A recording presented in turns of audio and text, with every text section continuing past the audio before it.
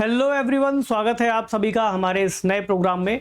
दोस्तों, अभी हाल ही में आपने महाराष्ट्र के एक वरिष्ठ नेता की हत्या का मामला सुना होगा। ऐसे जो भी मामले हैं हत्याओं के पिछले कुछ दिनों में लगातार बढ़ते गए हैं। अगर हम दिनों की बात करें या पिछले कुछ वर्षों की बात करें, ये जो मुद्दा है भारत के लिए और राज्यों के संदर्भ में आंतरिक सुरक्षा के लिए बहुत बड़ी चुनौतियां खड़ी करता है। आज इस मुद्दे को हम अपने सिलेबस के अकॉर्डिंग और एक ओवरऑल और एक जनरल पर्सपेक्टिव के हिसाब से समझने की कोशिश करेंगे कि कैसे ये मुद्दा आज के समय इतना खतरनाक होता जा रहा है। खतरनाक मैं इसे क्यों कह रहा हूँ, क्योंकि कुछ ही दिन पहले महाराष्ट्र के जो नेता थे उनको मारने की धमकी आती है और कुछ दिन बाद उन्हें मार भी दिया जाता है। पूरी कहानी पर विस्तार से बात करेंगे। तो आंतरिक सुरक्षा के लिए खतरे किस तरह से बढ़ते जा रहे हैं, इस पर नजर रखना बहुत जरूरी होगा। और ये जो खबर है अगर आप देखो तो यहाँ दी हुई है, What is the Lawrence Bishnoi gang linked with Baba सिद्दीकी's murder and threats to Salman Khan. देखिए, एक व्यक्ति हैं बाबा सिद्दीकी, ये यहाँ पर उनकी तस्वीर है। तो ये महाराष्ट्र के एक बहुत पुराने नेता हैं। महाराष्ट्र से कई बार विधायक हो चुके हैं और 2004 से 2008 के बीच में कांग्रेस एनसीपी की सरकार में ये मंत्री भी रहे हैं। ठीक है, तो अच्छे फिगर थे, वेल नोन थे। इसके अलावा इनको कुछ और वजहों से भी महाराष्ट्र में लोग जानते थे। उनकी नज़दीकियाँ बॉलीवुड के कई सारे बड़े अभिनेताओं के साथ, जैसे सलमान खान, शाहरुख खान के साथ भी रही हैं। कई बार चर्चा ऐसी भी आई कि जब दोनों के बीच का झगड़ा रहा तो उन्होंने इस झगड़े को सॉल्व कराने में भी मदद की।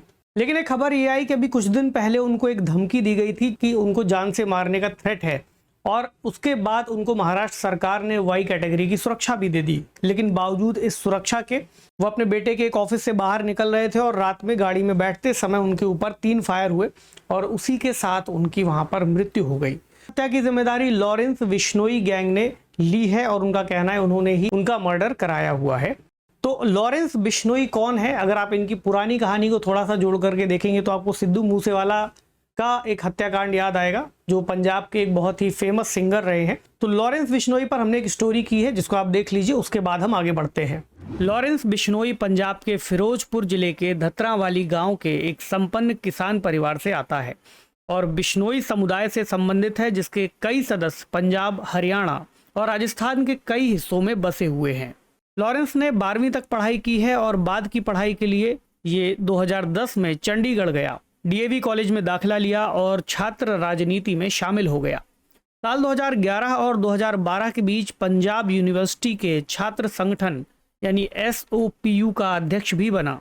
लॉरेंस बिश्नोई के खिलाफ पहली एफआईआर हत्या के प्रयास के लिए दर्ज की गई थी। फरवरी 2011 में उसके खिलाफ मारपीट और सेल फोन लूटने का मामला भी दर्ज किया गया। ये तीनों ही मामले छात्र राजनीति से जुड़े रहने के दौरान किए गए थे। आगे चलकर पंजाब के फाजिल्का का गैंगस्टर से नेता बना जसविंदर सिंह उर्फ रॉकी उसके समूह में शामिल हो गया। यह समूह राजस्थान के कुछ हिस्सों में, राजस्थान पंजाब सीमा पर स्थित श्री गंगानगर जैसे शहरों के साथ साथ भरतपुर में छात्र राजनीति की आड़ में सक्रिय रहा। रॉकी, जिसकी आपराधिक पृष्ठभूमि भी थी, उसकी मई 2016 में हिमाचल प्रदेश के परवाणु के पास हत्या कर दी गई। इसकी जिम्मेदारी कुख्यात गैंगस्टर जयपाल भुल्लर ने ली और भुल्लर को बाद में जून 2020 में कोलकाता में गोली मार दी गई। बिश्नोई पर हत्या के प्रयास, जबरन वसूली और अन्य अपराधों के लगभग 2 दर्जन मामले दर्ज हैं। वर्तमान में उसे अहमदाबाद की साबरमती सेंट्रल जेल में रखा गया है और माना जाता है कि जेल के अंदर से ही वह अपने गिरोह का संचालन कर रहा है। लॉरेंस को राज्य के आतंकवाद निरोधी दस्ते यानी ATS द्वारा सीमा पार से मादक पदार्थों की तस्करी के एक मामले में गुजरात ले जाया गया था। लॉरेंस बिश्नोई शायद सबसे ज्यादा सुर्खियों में तब आया जब 2022 में इसने पंजाबी गायक सिद्धू मूसेवाला की गोली मारकर हत्या कर दी और इस गिरोह के एक सदस्य गोल्डी बरार ने इस हत्या की जिम्मेदारी ली। सिद्धू मूसेवाला की हत्या के पीछे बिश्नोई गैंग का एक दावा यह भी है कि यह हत्या बदले की कार्रवाई के रूप में की गई थी, जहां एक युवा अकाली दल के नेता विक्रमजीत सिंह उर्फ विक्की मिडुखेड़ा की हत्या का बदला लिया गया था। आपको बता दें कि इस साल की शुरुआत में गोल्डी बरार को केंद्र सरकार ने गैर कानूनी गतिविधि रोकथाम अधिनियम यानी UAPA के तहत आतंकवादी घोषित किया था। पिछले कई महीनों से बिश्नोई गिरोह की योजना सलमान खान को निशाना बनाने की है और उन्हें जान से मारने की कई धमकियां इसके पहले दी गई हैं। इस साल अप्रैल के महीने में उनके घर के बाहर कथित तौर पर गोलियां भी चलाई गई थी। तब से इस पूरे इलाके को पुलिस वैन के द्वारा सुरक्षा उपलब्ध कराई जा रही है। अब सवाल यह है कि महाराष्ट्र का मामला हो, राजस्थान का मामला हो या उसके अलावा पहले कभी का मामला हो, इन सभी मामलों में आजकल जो गैंगस्टर वॉर और गैंग्स की जो बढ़ती हुई स्थितियां दिखाई देती हैं वो काफ़ी खतरनाक है और स्टेट के लिए बड़ा चैलेंज खड़ा करती है। अगर आप इसे यूपीएससी के सिलेबस से रिलेट करोगे तो जीएस पेपर 3 के अंतर्गत आंतरिक सुरक्षा का एक बड़ा मुद्दा बनता है। तो अगर देश के स्तर पर आंतरिक सुरक्षा का मामला आप देखोगे तो देश में गृह मंत्रालय को यह जिम्मेदारी दी जाती है कि वो इस पूरे मामले को संभाले। इसी तरह से राज्यों के स्तर पर अगर आप देखोगे तो राज्यों में भी जो गृह मंत्रालय होता है वह इस तरह के आंतरिक सुरक्षा से जुड़े हुए मामलों को संभालता है। अब अगर आप देश की सुरक्षा की बात करो तो उसके लिए रक्षा मंत्रालय है और राष्ट्रीय स्तर पर या केंद्रीय स्तर पर एक रक्षा मंत्रालय होता है जो भारतीय सेनाओं को देखता है और सेनाओं से संबंधित सभी गतिविधियों पर निर्णय लेता है। ठीक है, तो ध्यान रखिएगा ये गृह मंत्रालय के अंतर्गत का मामला है और देश की आंतरिक सुरक्षा, इंसर्जेंसी, इस तरह के गैंगवार, ये सभी मुद्दे यहाँ पर देखे जाते हैं। तो अब लॉरेंस बिश्नोई के बाद अगर आप देखोगे तो पुलिस का कहना है कि लगभग 1.5 दशक तक महाराष्ट्र में कई तरह के गैंगवार हुए जिसमें दाऊद इब्राहिम, छोटा राजन, रवि पुजारी जैसे लोगों का नाम आया। उसका सफाया किए जाने के बाद इस एक वैक्यूम को भरने की कोशिश कहीं ना कहीं लॉरेंस बिश्नोई और उसका समुदाय या उसका गैंग कर रहा है।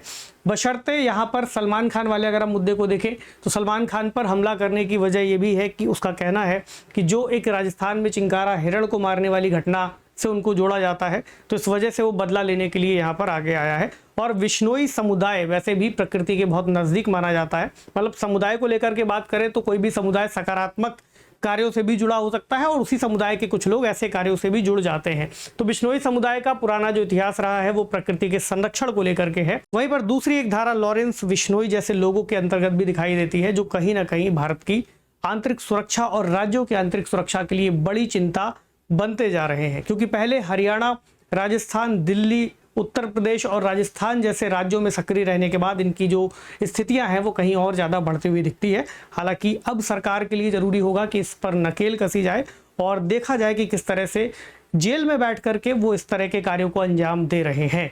ठीक है, तो अगर आप इस चैनल पर नए हैं तो उसको लाइक, शेयर और सब्सक्राइब करना मत भूलिए और इस पूरे घटनाक्रम को आप कैसे देखते हो कमेंट सेक्शन में आप हमें बता सकते हैं। ठीक है, तो लास्ट तक बने रहने के लिए थैंक यू सो मच।